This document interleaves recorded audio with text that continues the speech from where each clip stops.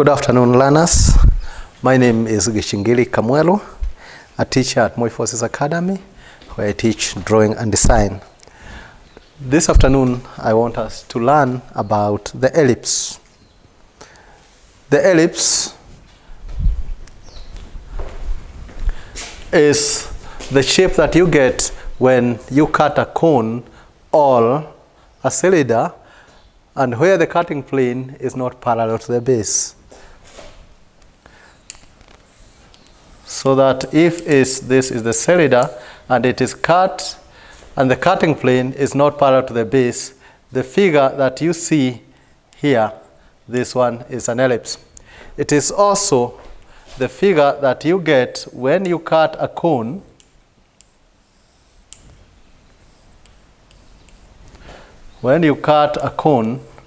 and the cutting plane is not parallel to the base. An ellipse is definable also as a locus. It is the shape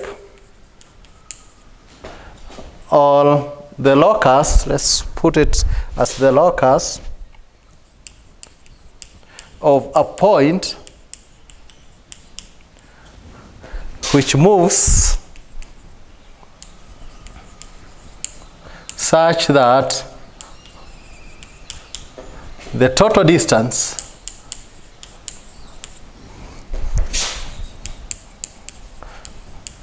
from two fixed points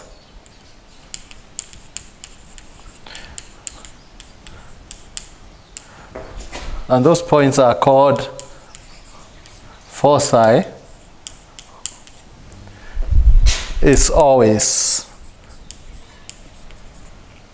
constant.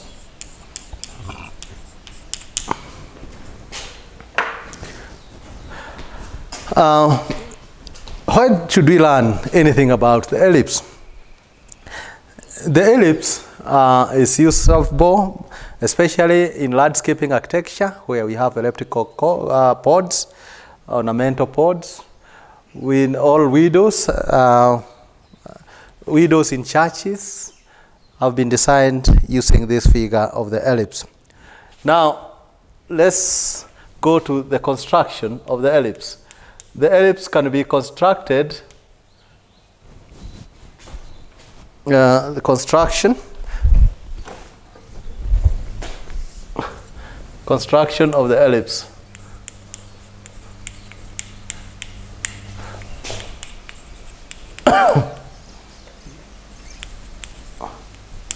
There are three methods that we can be able to use, and the one is the concentric circles method.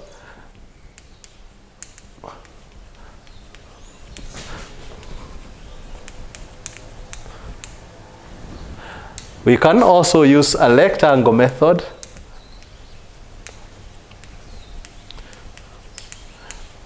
and we can use the foci methods.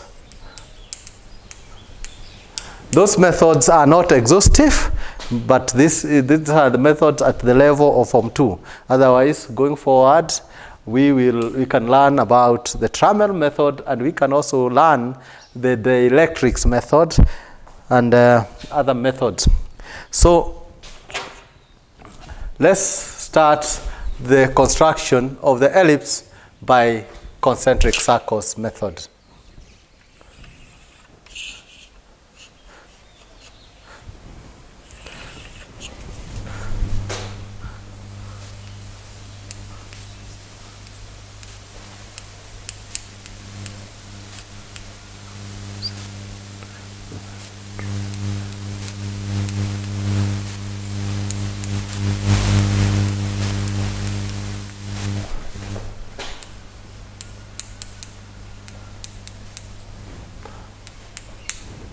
Concentric circles method. When we talk about the ellipse as a shape that is got when you cut a cylinder and the cutting plane is not parallel to the base, you'll find that when you look at it from a true shape position, the cylinder's diameter continues being true at the center. But there is another diameter which is no longer equal to the diameter of the cylinder because it has been slanted, therefore it's longer. So the ellipse ends up having two diameters. The bigger diameter now is called the major axis, and the smaller diameter, which is true here, would be called the minor axis.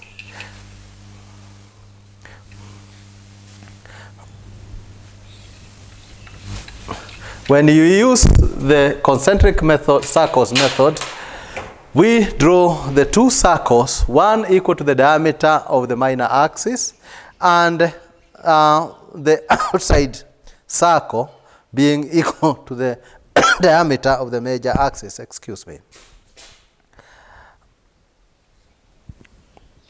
The two circles have a common center, hence the name concentric circles.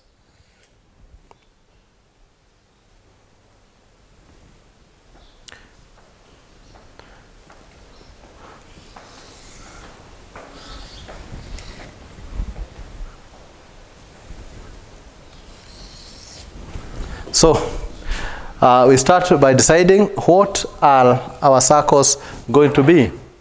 When we use the concentric method, circles method, let's have the major axis.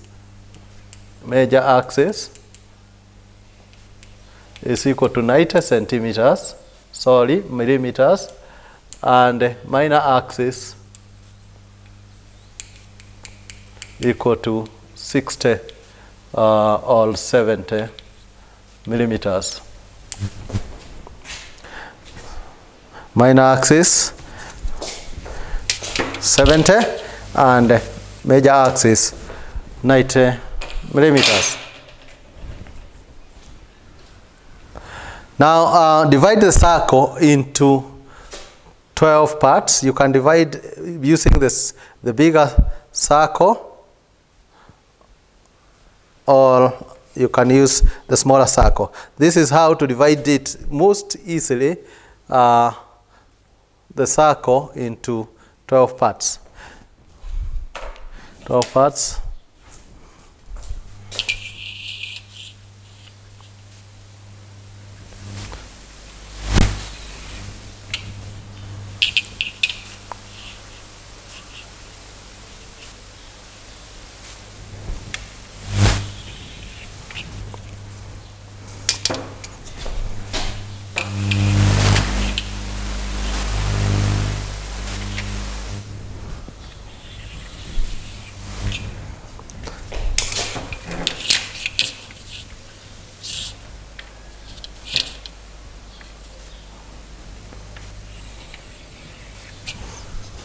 A circle is divided by 12 parts. So it's also good practice in engineering drawings that every time you have those divisions, you name them or you number them.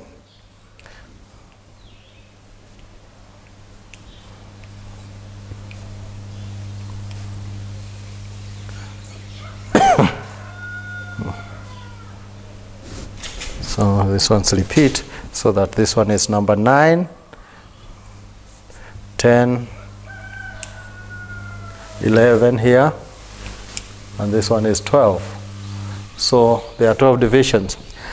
Now proceed to join the vertical divisions for the larger circle, so that 2 joins 6, as long as they are aligned there. 3 joins 5.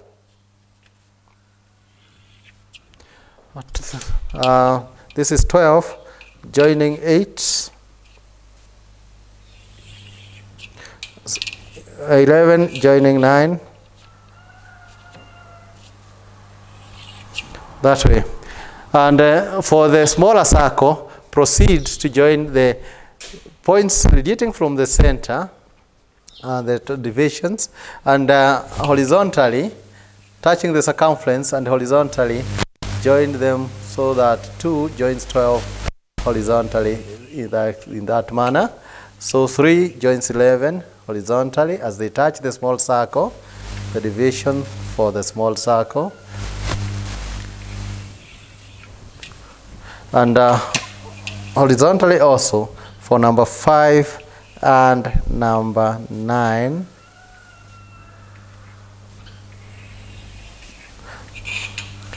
Then number 8 and number 6.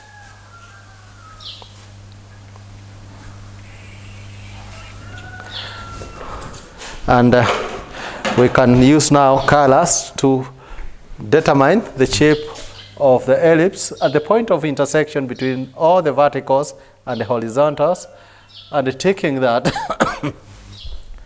the vertical points, you can see, even in the other case it could be the horizontal, but for this one the vertical points is the vertical division for the circle is the head of the minor axis for this ellipse, and the horizontal ones is the head of the major axis for the ellipse. So we have been able to point out our dots, and if we join them in a smooth curve, the resultant shape is an ellipse. Join that one with a smooth curve. Smooth curve. Look at, when you are drawing the curve, look at how best you are able to get the positioning for your body size so that you draw a smooth curve. When you do it on the drawing table, sorry, you don't have to be seated. You can start, take a good positioning of the body so that you enjoy these two parts with a smooth curve. So, and that is the ellipse. That's the ellipse. That is the ellipse by concentric circles method. The ellipse by concentric circles method. So we go on to do the ellipse now by the second method called the rectangle method, using the same sizes, so that we have the major axis as 90 and the minor axis as 70. Draw a rectangle equal in area, equal to the major axis and equal to the minor axis. So our rectangle is there.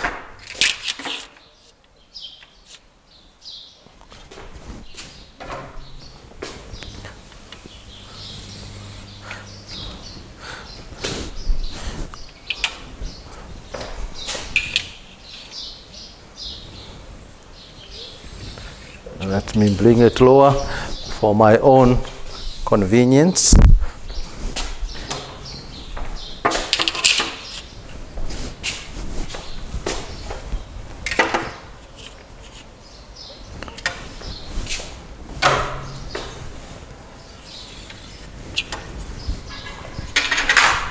So if the two of them are rectangular,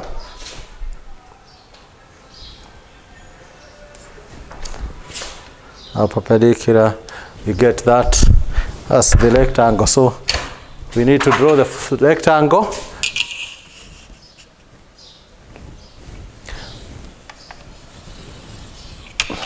Rectangle. Remember that the objective is not the rectangle, it is the ellipse. So as we draw the rectangle, the issue practice is for making it to be faint, so that eventually the only outline that we may see is that one of the ellipse that is completed. So step of 8 times by dividing of that line into 8 equal number of parts.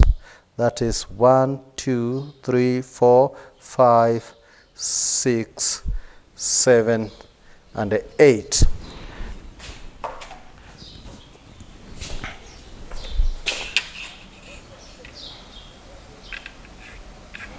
Join the last part.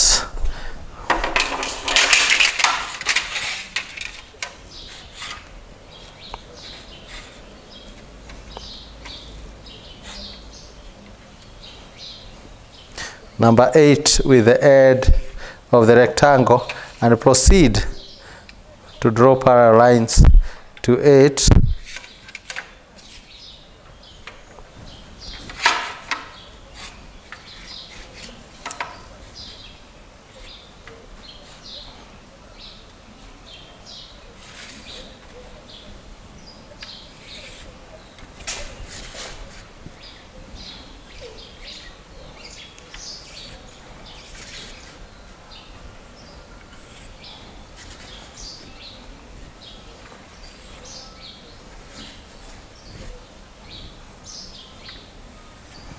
Remember, as you do it, you can turn the set square the other way because it continues being 90 degrees. The angle between the two sides is 90 degrees, and the other angle in a set square is 45, or in some cases that is 60. So it's good to write 1, 2, 3, 4, 5, 6, 7, and 8. And you've divided that. So we do the same also for the upright side. We divide again also by 8.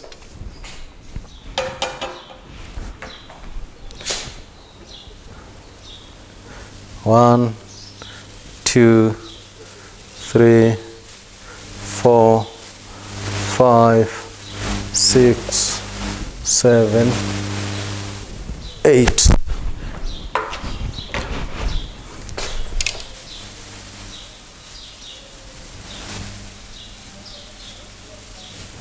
Get that?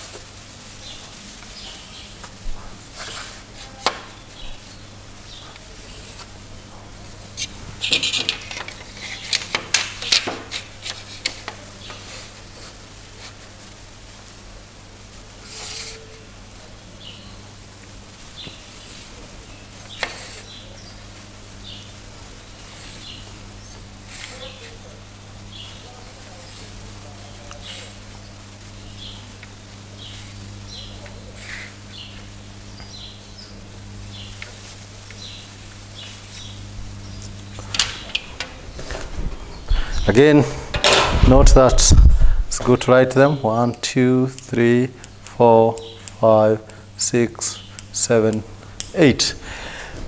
This eliminates the possibilities of ambiguity, and where you divide one side by 7 or 9 and the other side by 8. So all of them should be divided the same way. Take number 4, which is completely the center, and proceed to join the lines at the center, dividing the square, the rectangle, into 4 equal parts.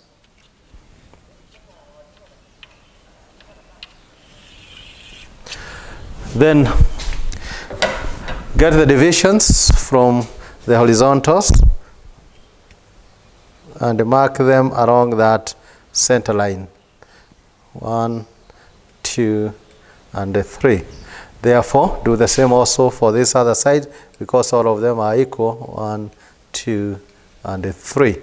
And from the verticals also, pick the divisions, one of the divisions, and mark it also along that line. 1, 2, 3, and also 1, 2, and 3.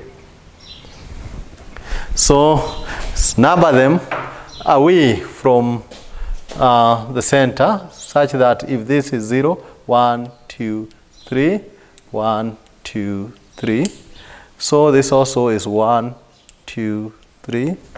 This is also 1, 1, 2, 3, this is 0, 1, 2, 3, and this is 1, 2, 3. Remember that initially the horizontal now is the major axis, which you can see that this is A and B, and this one is C and D, where CD is the minor axis and the AB is the major axis. Now, from each one of the 2 points at the above of the 3 points in this quadrant or this quarter of the ellipse, so draw lines joining C and 1, C and 2, C and 3, and repeat the same for all quadrants of the ellipse.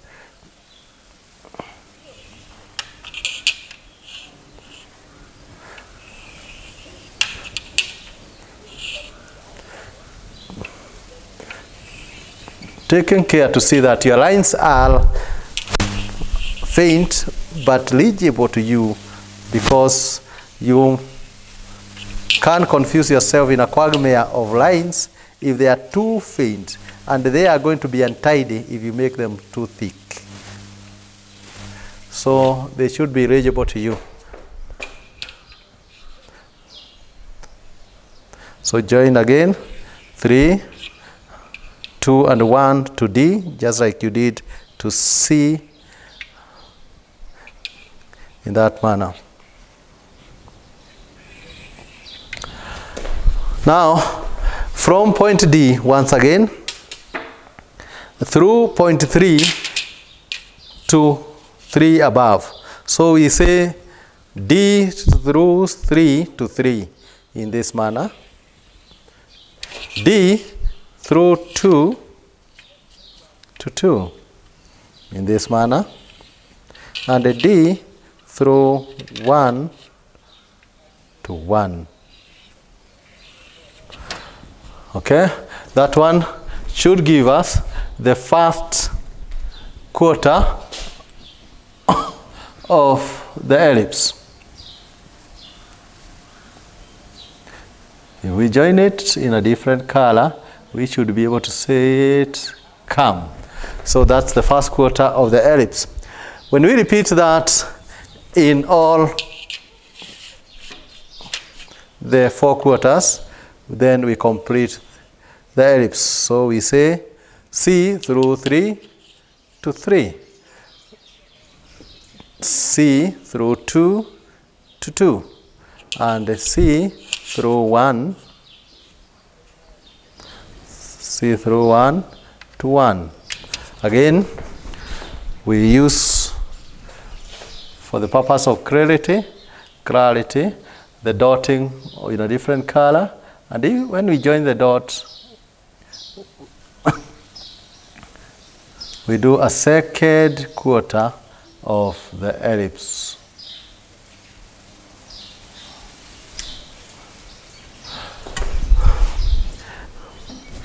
So on the left hand side, then from D through 3 to 3, D through 2 to 2,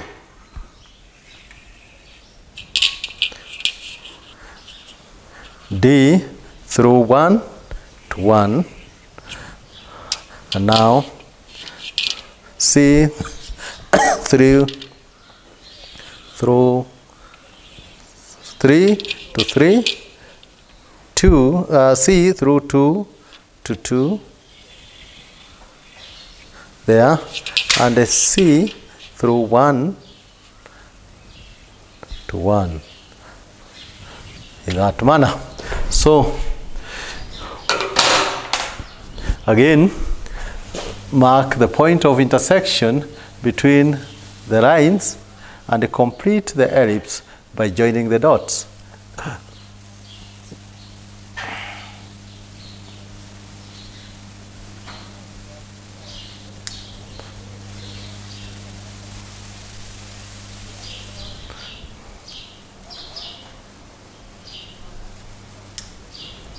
So, as we said earlier, the method is called the rectangle method. the rectangle method is just the rectangle method, because the entire construction is generated from a rectangle.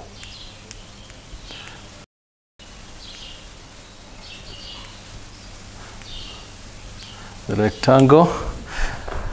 So the longer side or the longer diameter in the ellipse is called the major axis, and the smaller diameter is called the minor axis. Now there's still one more method, and that is the method that really uses the concept as spelled out in the definition of an ellipse. Read again that the ellipse is the locus of a point which moves such that the total distance from a fixed point called the foci is always constant. The total distance from two fixed points, This one is from two fixed points called the foci. The singular of that foci is the focal point. It's always constant. That total is always constant. And so we go ahead and draw the major axis once again and the minor axis. But even before we do that, what is this total distance? This total distance is equal to the major length of the major axis. The length of the major axis. Let's draw the two once again, and our ellipse has the major axis as 90 and the minor axis as 70. So if this is the major axis, the head of the major axis, and this is the minor axis here, we need to establish what this total is. This is, and that total we have said is equal to the length of the major axis. So our AB is the major axis here once again, and our CD is the minor axis. For the purposes of neatness, we need to draw the major axis down there. Or if you have a ruler, of course you have picked the 90 there. So this is my 90, which is equal to the length of the major axis. The major axis. We see that the sum of the distance from the major axis is always constant. And that constant is equal to the length of the major axis AB, which has been translated down there. So if you take any position in that line, and you can take it as 1, 2, maybe 3, so, or even further than that, 1, 2, 3. It means that if this A1 plus 1B is equal to the total length of 90, similarly, A2 plus 2B is equal to 90. It's always constant. Then, very important in this method, we require to mark the foci or the focal points. We do this by getting half the major axis, that is now in our case 45, which is half of 90, and marking it along from the minor axis, head of the minor axis, along the major axis. I repeat that again, or I repeat that. Now I'm picking half the major axis and marking it from the head of the minor axis that way to get what is called the focal points. And the focal points, or the foci, are that. So we have F and F1. These are the focal points. Therefore, we can be able to conclude that the length CF1 and CF2 are equal to the length of the major axis, because that is what we have gotten it. For it's good for your information to know that axis is the singular form and the axis is the plural form. So when we talk about the major and the minor axis together, we talk to them as axis. And when we talk about the major axis only, we talk to it as axis of the above. That's the singular form. Therefore, from the fixed points, we can come here and mark 1, so that we are using the focal point method or the foci method. 1, A1. From here, if we mark that one 4 times, 1, and we mark it here, we look at its difference from the major axis length, and this one will be B1. We come to B1 here, and from the fixed point here, or the focal point, we come and then we put at the focal point 2, and we mark. Where your arcs are not meeting, you have a duty to ensure that they meet, because eventually those are the ones that we are going to require to join in order to complete the ellipse. So that our point is there, our point is there, our point is there, our point is there. So we come also to A2 from the focal point. We mark that point, and also we mark this point and that point. And then we are looking at A2. Its difference to the length of the major axis is B2. So we come again, we mark B2 to meet the new arc at that point and at that point, and also from here to here. We say fixed point because we can't be able to use those fixed points. And if we were to put a nail and we tie a string equal to the length of the major axis, we can be able to plot an ellipse. Now we go to 3 and we check if 3 is halfway. Of course, it will meet at C, and which is pointless. So now with a smooth curve, let's again use lead. We can be able to complete the ellipse by joining that point, that point.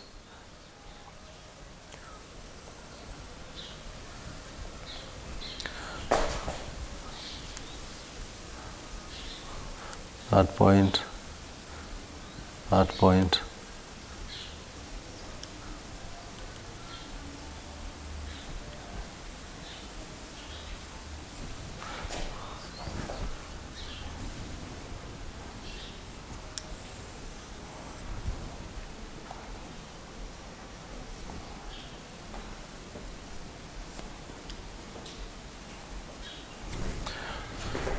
So learners, this is quite easily done. So you are going to realize that the closer the points are, the smoother or the finer the curve. So today we have been able to learn 3 methods of drawing the ellipse, its definition, and why, the rationale of why we should learn the ellipse at all. So this one is, as I said, is called the foci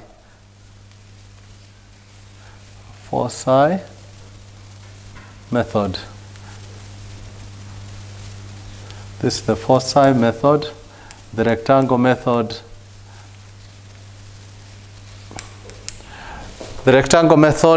and the concentric circles method.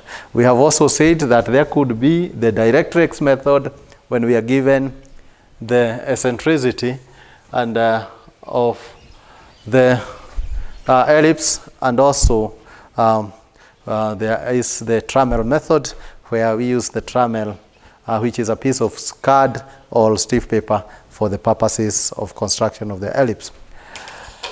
Now for assignment, I would like you to draw an ellipse using the 3 methods. Use the 3 methods learned in this lesson to construct an ellipse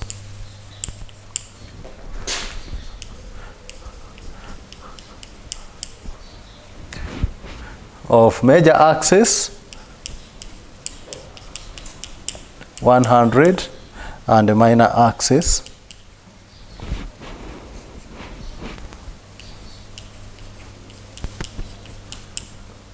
70, and these ones are millimeters. Thank you so much. God bless you.